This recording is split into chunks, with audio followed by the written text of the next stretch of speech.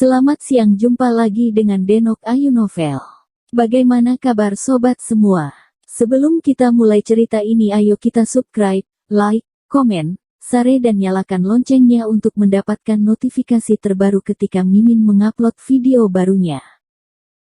Menantu bodoh yang hebat, bab 852 Gubernur Kota. Dampak dari tabrakan yang besar ini menyebabkan gempa susulan di segala arah, yang mempengaruhi beberapa orang yang berada di sana dan bangunan yang berada di sekitar.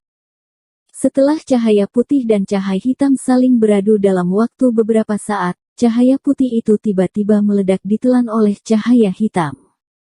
Dari zaman dahulu kejahatan tidak akan bisa mengalahkan kebaikan, kamu akhirnya pasti akan ditaklukkan.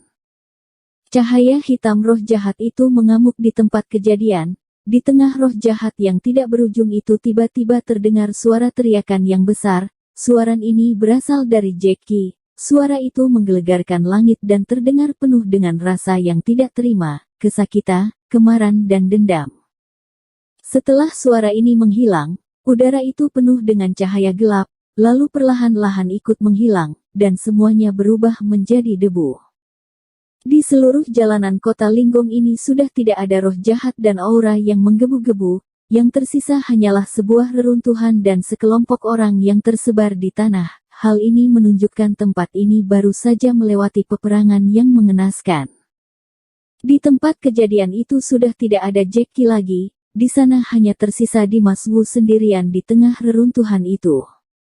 Raut wajah Dimas Wu terlihat tenang. Cahaya merah di kedua mata sudah menghilang, aura membunuh di kedua matanya sudah mereda, roh jahat pada sekujur tubuhnya sudah tidak tersisa lagi, dia sekarang terlihat seperti orang biasa. Setelah sekelompok orang yang terlempar dari sana mereka jatuh ke tanah, tapi setelah perang ini berakhir, mereka semua langsung berdiri dan melihat ke arah tempat kejadian itu. Melihat hanya ada Dimas Wu seorang di sana dan tidak ada Jackie di sana membuat semua orang merasa terkejut dan saling melihat satu sama lain. Tidak ada orang yang tahu sebenarnya apa yang terjadi di sana. Jelas-jelas sebelumnya Jackie masih berteriak dengan suara yang lantang. Suara itu seolah-olah masih ada di telinganya, namun saat ini dia malah tidak ada di sana. Hal ini benar-benar membuat orang terkejut. Dalam keadaan tenang ini mereka mulai berkomentar. Kemana perginya pemimpin Qi? Tidak tahu, dia baru saja melawan iblis di sini. Mengapa tiba-tiba dia bisa menghilang? Apakah dia kabur?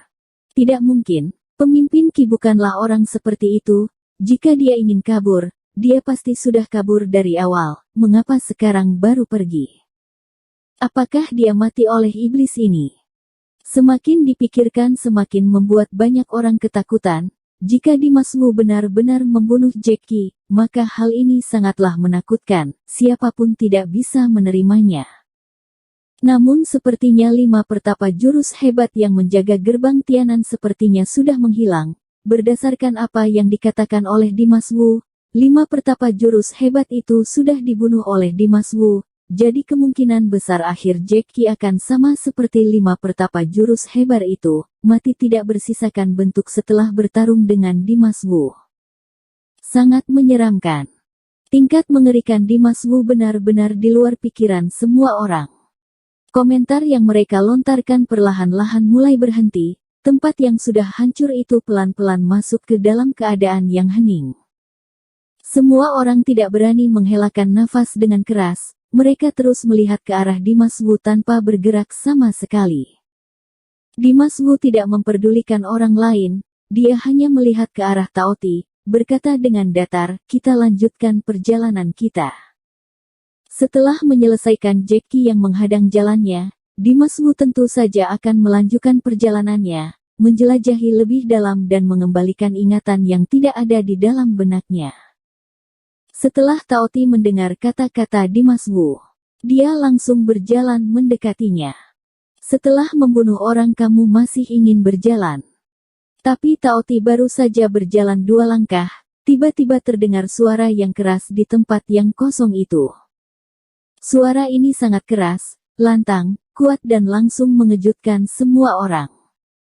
Setelah itu, sosok bayangan perlahan-lahan turun dari langit. Dia seperti seorang malaikat, sekujur tubuhnya memancarkan cahaya terang, aura tubuhnya sangat berbeda dan kuat, seluruh langit dan bumi ini sepertinya disinai oleh cahaya yang keluar dari tubuhnya. Di tempat itu awalnya sudah tidak memiliki aura yang baik, namun karena kedatangannya, aura itu kembali bangkit.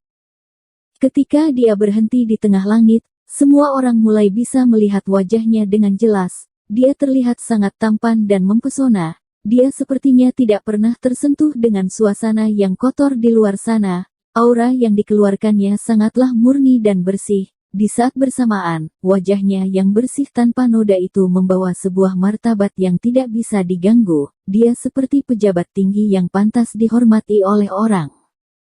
Semua orang sekali melihatnya langsung hormat kepadanya, berkata secara bersama, hormat kepada pemimpin Luo. Orang ini adalah Bari Luo selaku gubernur kota Linggong. Bari Luo adalah pemimpin seluruh kota Linggong. Di saat bersamaan dia juga adalah orang yang paling kuat di kota itu. Dia memiliki identitas yang mulia. Dengan kemampuan yang hebat semakin membuat kedudukannya tidak bisa tergeserkan. Dia adalah pemimpin kota ini dan orang yang paling tinggi di sini. Orang-orang menghormatinya, takut padanya, mengaguminya, dan juga percaya kepadanya. Dia adalah dewa di hati semua orang di kota Linggong ini. Saat ini Bari Luo sudah sampai. Semua orang yang berada di sana seketika bergejolak, mereka sudah menemukan pelindung mereka. Selama Bari Luo berada di sana, semua orang akan merasa tenang. Jika Dimas Wu adalah perwakilan kegelapan, maka Bari Luo adalah lambang kecahayaan. Dia datang untuk mengusir cahaya kegelapan. Semua orang ketika melihatnya seperti melihat sebuah harapan yang besar. Bari Luo berhenti di tengah udara dan memandang rendah Dimas Wu, berkata dengan tajam, siapa kamu? Berani sekali kamu menerobos Gunung Tianling, dan melakukan perang yang besar di kota Linggongku. Bari Luo berkata dengan nada bicara yang datar, tapi setiap kata-katanya terdengar tajam dan mengandung tanda tanya. Jelas sekali apa yang dilakukan oleh Dimas Wu sudah menyentuh titik perbatasan dan hal ini sudah membuatnya tidak senang. Dimas Wu tidak merasa bersalah dan tidak mengelaknya. Dia menjawabnya dengan datar, kamu tidak perlu tahu siapa aku. Aku datang ke Gunung Tianling adalah untuk menghilangkan keraguan pada diriku, dan bukannya sengaja membunuh mereka yang tidak bersalah. Mereka yang tidak mendengar tawaranku, tetap ingin menghalangi jalanku, jadi kematian mereka disebabkan oleh mereka sendiri. Meskipun Dimas Wu adalah iblis, tapi dia tidak kehilangan akal sehat Mia. Dia tidak mungkin sembarang membunuh orang, dia hanya bersikeras pada jalan yang ingin diambilnya saja. Jadi beberapa orang yang menghalangi jalannya itu tidak memanfaatkan kesempatan yang telah aku berikan. Mereka tetap ingin mati, jadi Dimas Wu juga tidak memiliki jalan lain. Setelah Bari Wu mendengar penjelasan dari Dimas Wu, matanya langsung bersinar terang. Dia menatap dalam Dimas Wu, dengan tenang berkata, malaikat dan iblis Titka bisa berada bersamaan. Iblis adalah tabu di Gunung Tianling. Kalau kamu adalah iblis, maka kamu tidak bisa memasuki kota Linggong. Tapi jika kamu bersikeras dengan perjalanan yang kamu jalani bahkan sudah membunuh orang, maka kamu sudah melakukan kesalahan yang besar. Bari Luo memberi hukuman kepada Dimas Wu. Nada bicaranya tidak diragukan lagi. Aura yang dimilikinya perlahan-lahan menyebar, cahaya putih yang berada di sekitarnya semakin terang dan lebih menyilaukan. Dimas Wu mendengar ini membuat tatapan matanya semakin dingin, dengan tajam berkata, sekarang kamu buka jalan. Maka aku akan membiarkanmu hidup, jika tidak maka jangan salahkan aku tidak sungkan kepadamu. Ini adalah tawaran baik yang diberikan oleh Dimas Wu sebelum niat membunuhnya keluar. Ini juga adalah kesempatan yang diberikan oleh lawannya. Tatapan mata Bari Luo tetap tenang, berkata dengan santai, kamu tidak perlu sungkan kepadaku. Hari ini aku ingin menggunakan darahmu untuk memperingati jasad orang yang sudah kamu bunuh. Setelah itu kedua mata Bari Luo tiba-tiba bercahaya. Dua buah cahaya tajam yang seperti cahaya bulan itu keluar dari bola matanya dan langsung mengarah ke arah Dimas Wu. Orang-orang yang berada di sekitar itu langsung menahan nafas mereka. Mereka mengarahkan tatapan mata mereka ke cahaya putih itu dengan perasaan yang penuh semangat. Mereka semua berharap gubernur mereka bisa membunuh iblis yang tidak tahu dari mana asalnya berada itu. Dimas Wu melihat cahaya putih yang datang ke arahnya. Kedua matanya langsung mengeluarkan cahaya hitam rih jahatnya. Di saat bersamaan ada sebuah cahaya merah yang haus akan darah di dalam matanya. Aura yang berada pada tubuhnya semakin membuat orang ketakutan. Semua tubuhnya dari atas hingga bawah sudah berubah menjadi warna hitam. Roh jahatnya sudah benar-benar keluar, dan dalam sekejap sudah berubah menjadi dewa iblis. Ketika dewa iblis itu muncul, cahaya putih bulan itu tiba-tiba menghilang tanpa jejak. Sets. Ketika cahaya putih itu menghilang, kedua mata Bariluo dalam seketika seperti menembus bayangan dan langsung berada di hadapan Dimas Wu. Ini adalah sepasang mata yang mengerikan yang berada di bayangan, yang mengeluarkan cahaya redup dan langsung menatap tajam Dimas Wu. Ruang yang berada di hadapan Dimas Wu sepertinya sudah dirobek oleh sepasang mata itu. Mata itu memiliki kemampuan untuk merobek langit dan bisa membuat orang berhalusinasi. Lalu mata itu akan merobek tubuh orang di dalam ilusi itu, membunuh tanpa bayangan. Teknik yang digunakan oleh Bariluo saat ini adalah teknik halusinasi. Siapa saja yang ditatap oleh mata langit itu, maka mata itu bisa membuat orang itu berhalusinasi, tidak bisa membedakan mana kenyataan. Tapi jika orang itu disakiti oleh mata Suega itu, maka orang itu bisa merasakan rasa sakit itu sampai ke dalam tulangnya dan jiwanya.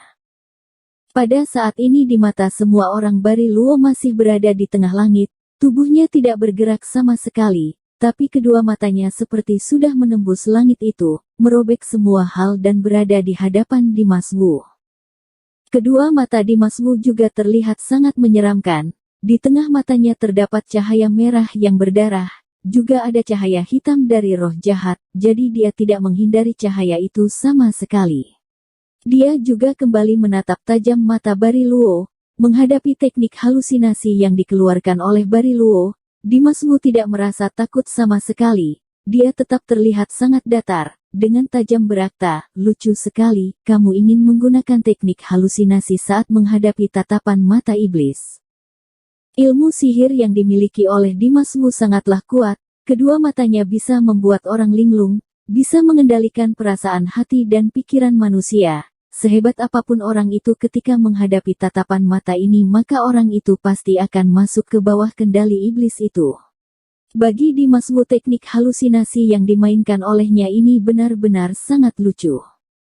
Setelah itu Dimas Wu mulai bergerak, seketika roh jahat yang berada dalam tubuhnya bisa menghancurkan semua hal.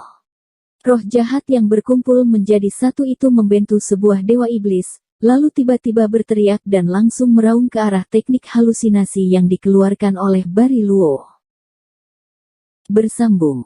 Terima kasih kepada kalian yang telah menonton video ini. Jangan lupa tekan tombol subscribe-nya dan nyalakan notifikasinya untuk mendapatkan video-video seru lainnya dari Denok Ayu Novel.